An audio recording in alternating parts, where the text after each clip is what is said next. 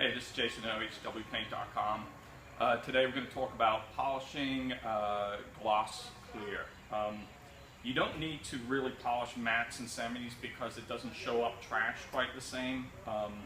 Semi is a little bit tougher, but for the sake of this exercise, we're going to talk about polishing gloss to that seamless show car finish. For once, I'm going to advertise somebody else's products. One of our engineers put me onto this. It is the Mother's Heavy Duty Rubbing Compound, part number 81232. Very, very abrasive, but I've found you can actually finish with this. You don't need a finer rubbing compound afterwards. And we've put cars into SEMA like this. Don't tell any of them, but we end up just with this finish from the Heavy Duty. So what we've got today, we've only got a couple of items here. We've got a part that we dipped and cleared in carbon, and we cleared it outside, so it's got lots of wonderful trash in the clear. We have got our grades of paper that we recommend starting with polishing to denib are, we have an 800, a 1000, a 1200, a 1500, a 2000, and a 3000. Now these are by all sorts of different manufacturers. They're all pretty good. Obviously the 3M and the Hi-Tech are really quite nice. This is by a company called Abralon, who do it's a soft pad, which is really nice for that final polishing stage. Another item that we recommend is a polish gun. This is the Ingersoll Rand.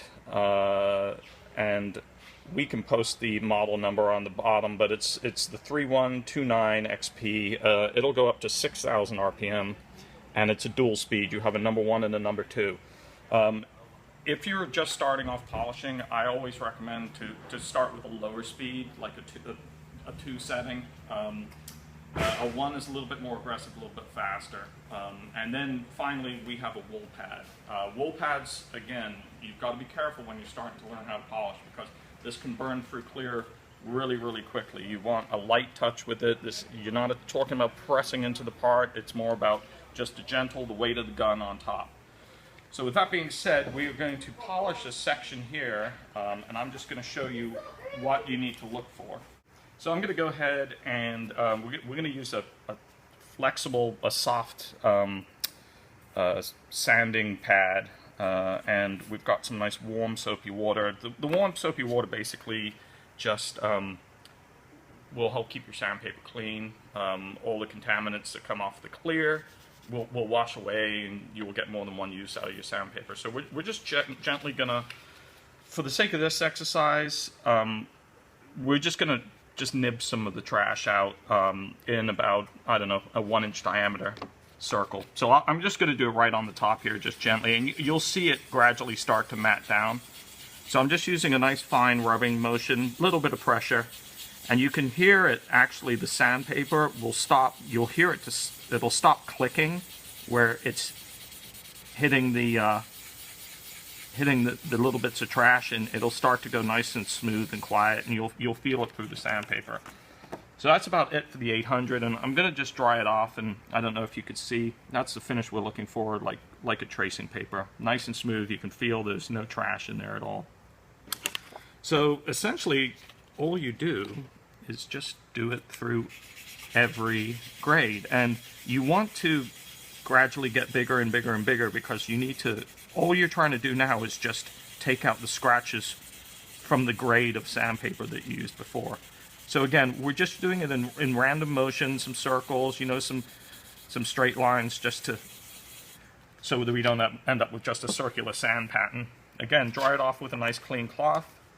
We're now going to go to 1200, and I'm just going to speed this up for the sake of this exercise. So the 1200 is going to take out the 1000 scratch marks. The 1000 is taking out the 800 scratch marks. And then we're going to go to 1500. And once we get off the 1500 onto the soft pads, we can actually just use our finger. So you can hear now, I don't know if you can hear there, but there's hardly any noise coming from the sanding, which means that basically we're starting to get to a smooth finish. And if you can see here, you can see how nice and smooth that's beginning to get.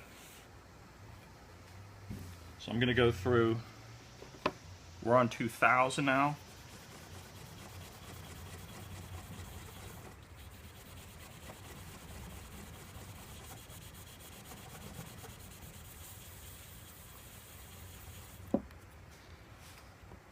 And then we're going to go through to the 3000.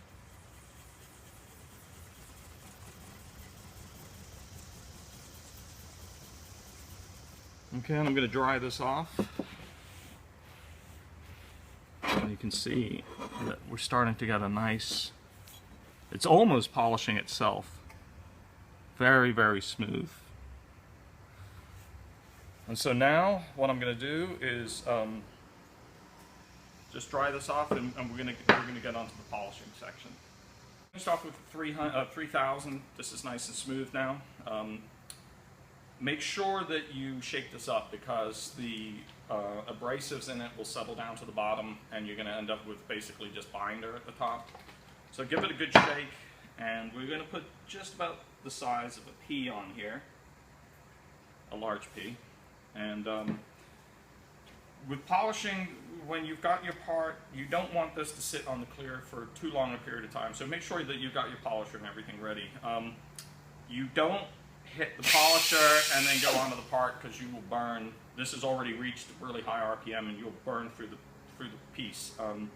So what you want to do is just gently, and when you're polishing, you want to keep your polisher as flat as you can on the part. There are times when you need to use the edge, like when you're coming to the edge of a part. And when you're doing that, you can see that this is going clockwise. You want to make sure that your polisher is, you want to lean it slightly so that it's actually coming off the part. You don't want to turn it this way so that it's going into the part, because that causes a lot of extra friction, and you'll burn through sections of the clear right there. So what I'm going to do now is we're just going to dab this and just move the polish around a little bit, the rubbing compound. And just gently with the weight of the polisher, we're going to just move it around and just keep, you want to keep the polisher moving, because if you keep it in one place too long, you're going to end up heating up the plastic, the clear too much, and the clear is basically a plastic. So you're going to end up heating it up too much, and then it'll start to blister. So we're going to, again, just a little dab, and we're just going to move it gently around. Not too much weight, but nice and slow.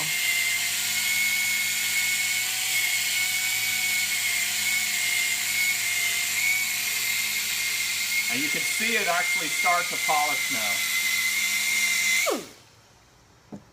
So we're going to wipe this off gently. And I'm going to dab one more piece of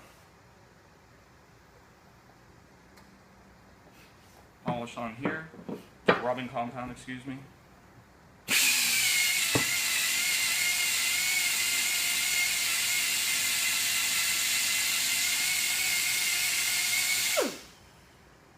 And that's basically it. You can see when we wipe this off that you're starting to get a very nice shine to the part. It's starting to come up like glass. And for the sake of this part, we got a lot more to do, because it's full of trash. But that's it, basically. Just take your time, go nice and gently. 800, 1000, 1200, 1500, 2000, 3000. Some of the Mothers, we're not sponsored by Mothers, but some of the Mothers heavy-duty rubbing compound. And that's it. Any questions, you can find us at ohwpaint.com. And thanks for watching again.